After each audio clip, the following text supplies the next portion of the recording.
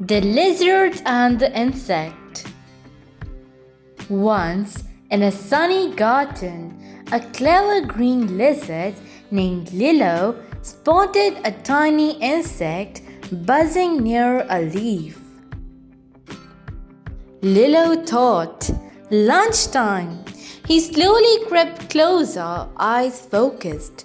But the insect named Iggy saw Lilo and quickly said, "Wait, if you eat me, you'll miss a bigger, tastier beetle under the rock." Lilo paused. "Really?" he asked. "Yes, I saw it just now," Iggy lied.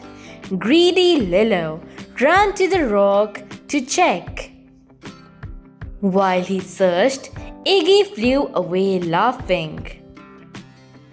Lilo blinked, tricked by lunch.